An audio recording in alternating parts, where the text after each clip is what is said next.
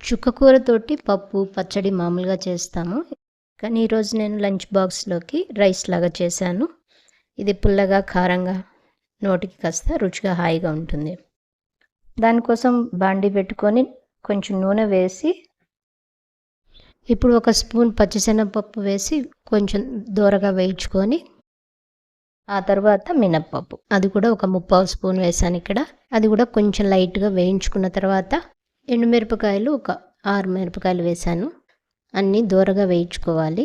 ఇది కొంచెం వేగాయి అనిపించిన తర్వాత ఇప్పుడు ధనియాలు ఒక ముప్పావు స్పూను, అర స్పూన్ జీలకర్ర, పావు స్పూను మెంతులు అన్నీ వేసి ఇప్పుడు బాగా ఎర్రగా వేగేదాకా వేయించుకోవాలి. ఇవన్నీ ఇప్పుడు బాగా వేగాయి కదా, వీటిని తీసి మిక్సీ జార్లో వేసి పౌడర్ చేసుకోవాలి. ఇప్పుడు అదే బాండీలో మనం ముందే కడిగి పెట్టుకున్న చుక్కకూర అంతా వేసి బాగా మగ్గనివ్వాలి. ఇక్కడ మనం నీళ్ళేమి యాడ్ చేయక్కర్లేదు, ఆల్రెడీ దాంట్లో వాటర్ ఉంటుంది కాబట్టి దాంతో సరిపోతుంది. ఇది బాగా మగ్గేదాకా తిప్పుకొని వేయించుకోవాలి. చూసారు కదా, నీళ్లు దాంట్లోనే చాలా ఉన్నాయి. అవన్నీ ఇంకిపోయిన దాకా మనం వేయించుకుంటే సరిపోతుంది. ఇక్కడ రెడీ అయింది. ఇప్పుడు నేను ఒక్క రవ్వ చింతపండు వేశాను. చుక్కకూరలో పులుపు ఉంటుంది కానీ ఇంకొంచెం చింతపండు యాడ్ చేస్తే రైస్ కాబట్టి బాగుంటుంది. ఇప్పుడు దీన్ని కూడా మిక్సీ చేసుకోవాలి.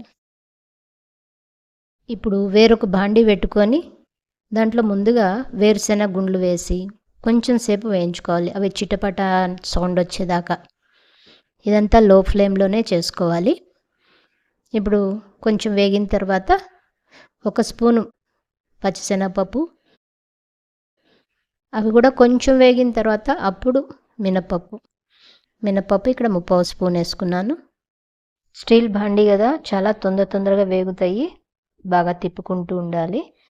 కరేపాకు, యాక్చువల్గా ఇక్కడ నేను ఆవాలు వేయాలి, అది తిరమాత మాడుతోందని నేను ఫస్ట్ వేసాను. మీరు ముందే యాడ్ చేసుకోండి. ఇక్కడ నేను 4 మిరపకాయలు చీలికలు చేసి వేసాను. మన తిరమాత రెడీ అయింది.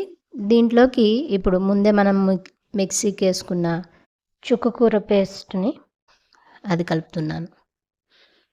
ఇప్పుడు నూనె తక్కువగా అనిపిస్తోంది, కొంచెం నూనె యాడ్ చేసుకొని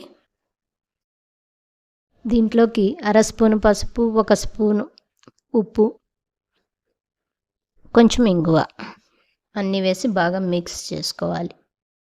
దీంట్లో 1 టేబుల్ స్పూన్ బెల్లం కూడా వేయండి, ఆ క్లిప్ మిస్ అయింది. బాగా మిక్స్ అయింది కదా, మనము మూత పెట్టి కొంచెం సేపు దీన్ని బాగా మగ్గనివ్వాలి. దీనివలన మనం వేసిన పులుపు, ఉప్పు, కారం అన్నీ బాగా మిక్స్ అవుతుంది. చూసారు కదా, నూనె బయటకు వస్తుందంటే రెడీగా ఉన్నట్టే. ఇప్పుడు దీంట్లోకి మనం ముందే మిక్సీ చేసి పెట్టుకున్న ఆ పౌడర్ని దీంట్లో కలుపుకోవాలి. దాంతోపాటు చల్లారబెట్టుకున్న అన్నము కొంచెం కలుపుకుంటూ మీ టేస్ట్కి తగ్గట్టు, పులుపు బాగా ఎక్కువ ఇష్టపడే వాళ్ళు కొంచెం అన్నమే వేసుకోండి. టేస్ట్ చూసి తర్వాత కావాలంటే ఇంకొంచెం యాడ్ చేసుకోవచ్చు. ఇక్కడ నాకు కొంచెం పులుపు ఎక్కువ ఉందనిపించింది, నేను కొంచెం అన్నం కలుపుతూ ఉన్నాను. ఇక్కడ అన్నం బాగా కలుపుకున్న తర్వాత ఉప్పు, కారం చెక్ చేసుకొని ఏమన్నా యాడ్ చేయాల్సి ఉంటే చేసుకోవచ్చు. మరి కొంతసేపు మూత పెట్టి దీన్ని ఉడికించుకోండి. మీరు తప్పకుండా ట్రై చేయండి.